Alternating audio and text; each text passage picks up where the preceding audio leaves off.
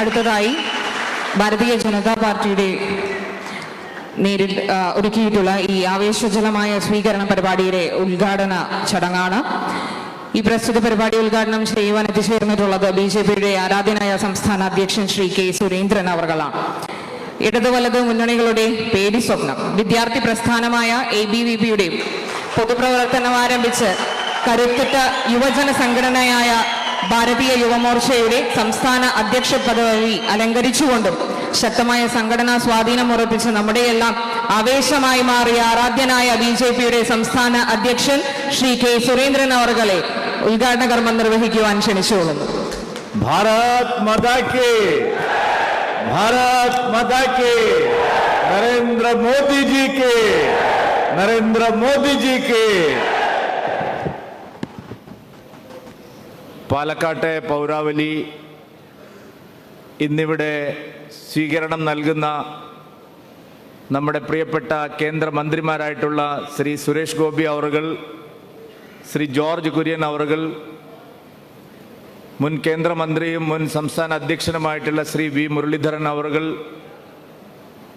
ആദരണീയനായ മുൻ അധ്യക്ഷൻ ശ്രീ കുമ്മനം രാജശേഖരൻ അവറുകൾ, മുൻ പ്രസിഡന്റ് ശ്രീ PK കൃഷ്ണദാസ് അവറുകൾ, എൻ്റെ സഹപ്രവർത്തകരായിട്ടുള്ള ശ്രീ AN രാധാകൃഷ്ണൻ, കൃഷ്ണകുമാർ, ശ്രീമതി ശോഭ സുരേന്ദ്രൻ, തൃശ്ശൂരിൽ ഉജ്ജ്വലമായ വിജയത്തിന് നേതൃത്വം നൽകിയ തൃശ്ശൂർ ജില്ലാ പ്രസിഡന്റ് KK അനീഷ് കുമാർ, വേദിയിൽ ഉപേക്ഷായിരിക്കുന്ന മുനിസിപ്പൽ ചെയർപേഴ്സൺ പ്രമീള ശശിധരൻ അവറുകൾ, വൈസ് ചെയർമാനും ട്രഷററുമായിട്ടുള്ള E കൃഷ്ണദാസ്, പ്രിയങ്കരനായ ജില്ലാ പ്രസിഡന്റ് ഹരിദാസ്, വേദിയിൽ ഉപേക്ഷായിരിക്കുന്ന മറ്റ് ആദരണീയരായിട്ടുള്ള മുതിർന്ന നേതാക്കളെ, പ്രിയപ്പെട്ട സഹോദരി സഹോദരന്മാരെ, മാധ്യമ സുഹൃത്തുക്കളെ, നല്ലവരായ നാട്ടുകാരെ, എല്ലാവർക്കും എൻ്റെ വിനീതമായ നമസ്കാരം.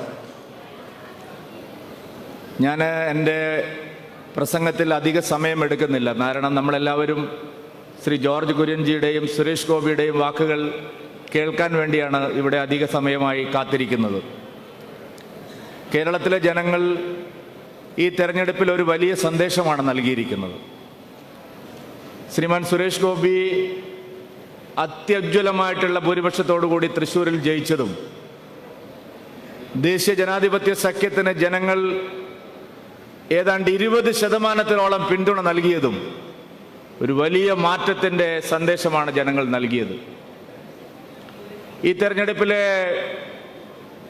വിജയപരാജയങ്ങൾ മുന്നണികൾ പരിശോധിക്കുമ്പോൾ എടുത്തു പറയേണ്ട ഒരു കാര്യം, ഈ തെരഞ്ഞെടുപ്പിൽ ഇനി കേരളത്തെ നയിക്കേണ്ടത് ഭാരതീയ ജനതാ പാർട്ടി ആയിരിക്കണമെന്നുള്ള വ്യക്തമായിട്ടുള്ള സന്ദേശമാണ് ജനങ്ങൾ നൽകിയത്. അതിനുള്ള കാരണം സർക്കാരിനെതിരായിട്ടുള്ള വികാരത്തിൻ്റെ, നിലവിലുള്ള ഭരിക്കുന്ന കക്ഷിക്കെതിരായിട്ടുള്ള ജനവികാരത്തിന്റെ സമ്പൂർണമായിട്ടുള്ള ആനുകൂല്യവും ജനങ്ങൾ ഭാരതീയ ജനതാ പാർട്ടിക്കാണ് നൽകിയത്. കോൺഗ്രസിനെ ജനങ്ങൾ പരിഗണിച്ചിട്ടേയില്ല. 18 സീറ്റിലും കോൺഗ്രസ് ആണ് ജയിച്ചത്, UDF ആണ് ജയിച്ചത്. പക്ഷേ ഭരണത്തിനെതിരായിട്ടുള്ള വികാരത്തിന്റെ 1% പോലും കോൺഗ്രസിനോ UDFനോ കിട്ടിയിട്ടില്ല. അവർക്ക് 1% വോട്ട് കുറയുകയാണ് ചെയ്തത്. ജനങ്ങൾ പറഞ്ഞിരിക്കുന്നത് ഇനി നിങ്ങൾ കേരളത്തെ നയിക്കണമെന്നുള്ളതാണ്. ശ്രീ സുരേഷ് ഗോപി തൃശ്ശൂർകാരോട് പറഞ്ഞു, തൃശ്ശൂർ എനിക്ക് തരണം. ജനങ്ങൾ 2 കൈയും നീട്ടി അത് സ്വീകരിച്ചു. ഹൃദയത്തിൽ അദ്ദേഹത്തെ സ്വീകരിച്ചു. തൃശ്ശൂർ അങ്ങ് എടുക്കാൻ ജനങ്ങൾ സുരേഷ് ഗോപിയെ തിരഞ്ഞെടുത്തു. അതേ നേതൃത്വം പാലക്കാട്ടെ ജനങ്ങളോട് പറയുകയാണ്, പാലക്കാട് നിങ്ങൾ ഇങ്ങു തരണം ഭാരതീയ ജനതാ പാർട്ടിക്ക്, ദേശീയ ജനാധിപത്യ സഖ്യത്തിന്.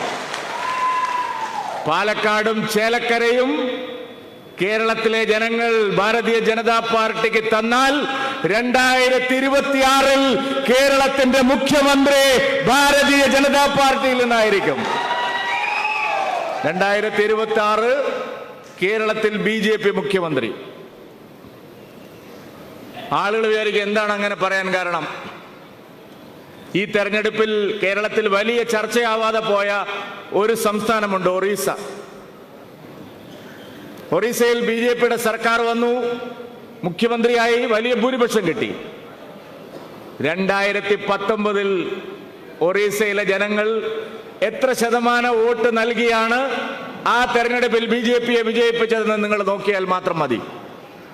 2019 19.6% വോട്ട് നൽകിയാണ് ഒറീസയിലെ ജനങ്ങൾ BJPക്ക് വോട്ട് നൽകിയത്. 2024 40%-ലേറെ വോട്ടും വലിയ ഭൂരിപക്ഷത്തോടുകൂടി സർക്കാരും അവിടെ ജനങ്ങൾ നൽകിയിരിക്കുന്നു. ഞാൻ അടിവരയിട്ട് പറയുന്നു, കേരളം ഭാരതീയ ജനതാ പാർട്ടിക്ക് ബാലികേറ മലയല്ല, ഇത് കേരളമാണ്. ഈ കേരളം തന്നെ ഭാരതീയ ജനതാ പാർട്ടി ഭരിക്കുമെന്നുള്ളതിന്റെ വ്യക്തമായിട്ടുള്ള സൂചനയാണ് തൃശ്ശൂരിൽ നിന്ന് കേരളത്തിന് നൽകിയിരിക്കുന്നത്. തീർച്ചയായിട്ടും സർക്കാരിനെതിരായിട്ടുള്ള ജനവികാരം പ്രതിഫലിപ്പിച്ച് മുന്നോട്ട് പോകാനുള്ള കൃത്യമായ സന്ദേശമാണ് ഭാരതീയ ജനതാ പാർട്ടിക്ക് ജനങ്ങൾ നൽകിയത്. അടുത്ത 2 വർഷം ഈ സർക്കാരിന്റെ, പിണറായി വിജയൻ സർക്കാരിന്റെ എല്ലാ തെറ്റായ നയങ്ങൾക്കുമെതിരെ അതിശക്തമായിട്ടുള്ള ജനകീയ പോരാട്ടങ്ങൾ ജനങ്ങളെ സംഘടിപ്പിച്ചുകൊണ്ട് നടത്താനുള്ള വ്യക്തമായ സന്ദേശമാണ് നൽകിയിരിക്കുന്നത്. തൃശ്ശൂരിലെ ജനങ്ങൾ അഴിമതിക്കാരെ വെച്ച് പൊറുപ്പിക്കരുത് എന്നുള്ള കൃത്യമായ മെസ്സേജാണ് ശ്രീമാൻ സുരേഷ് ഗോപിയിലൂടെ നൽകിയിരിക്കുന്നത്. തൃശ്ശൂരിലെ ജനങ്ങൾ അഴിമതിക്കാരെ വെച്ചു പൊറുപ്പിക്കില്ല എന്നുള്ള കൃത്യമായിട്ടുള്ള സന്ദേശമാണ്.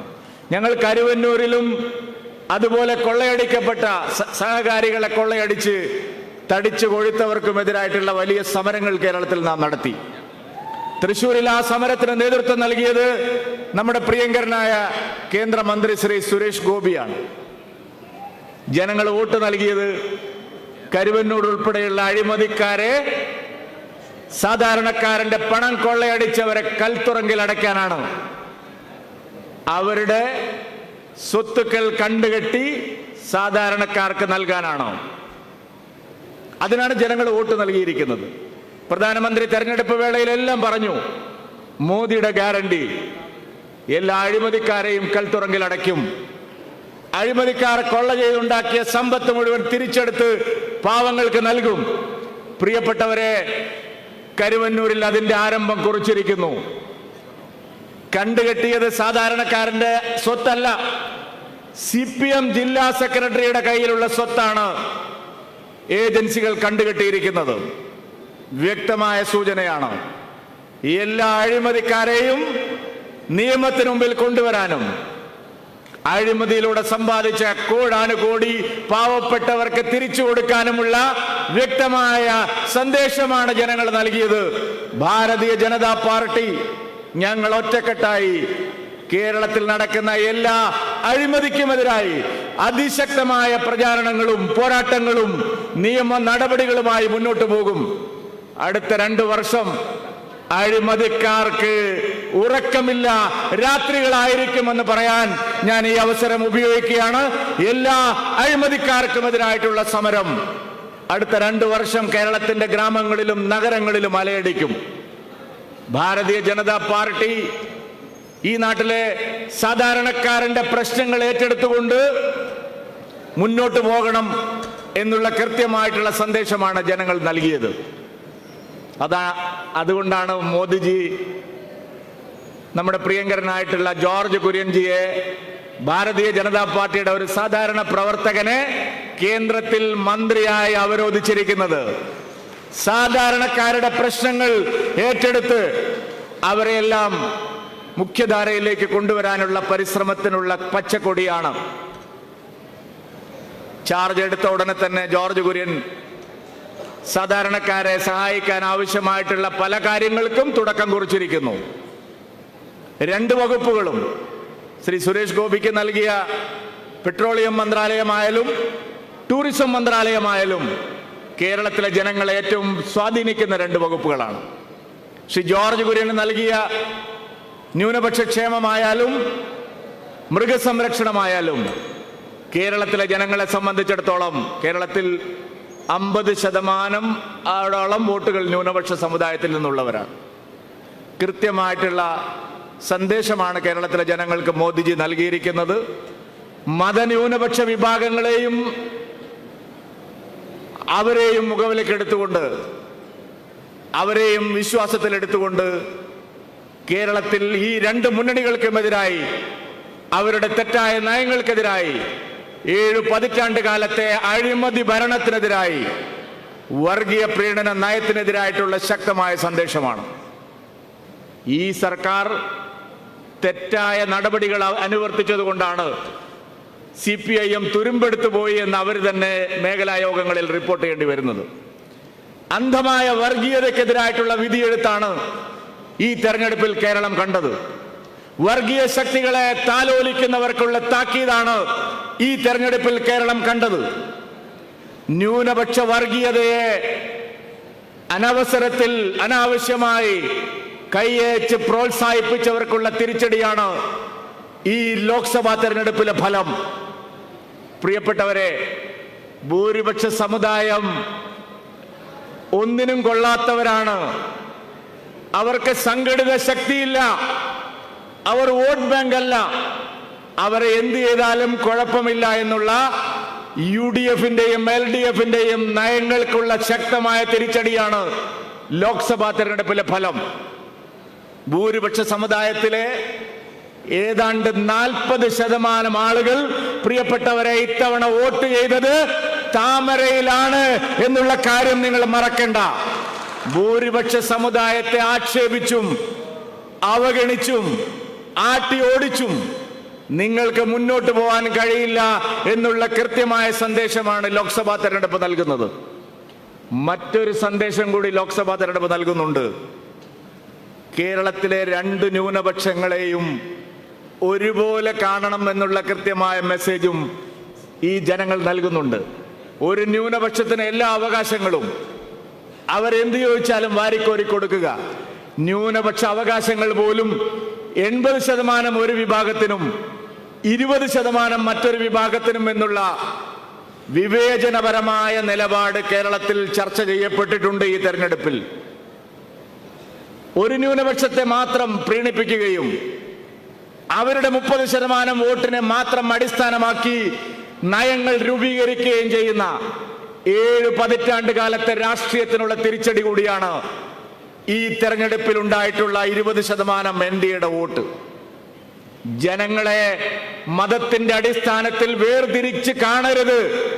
ജാതിയോ മതമോ അല്ല, വർഗീയ പ്രീണനമല്ല, എല്ലാ മനുഷ്യരെയും തുല്യരായി കാണണം എന്നുള്ള സാക്ഷാൽ നരേന്ദ്രമോദിയുടെ നിലപാടിനുള്ള അംഗീകാരമാണ് ലോക്സഭാ തെരഞ്ഞെടുപ്പ് ഫലം.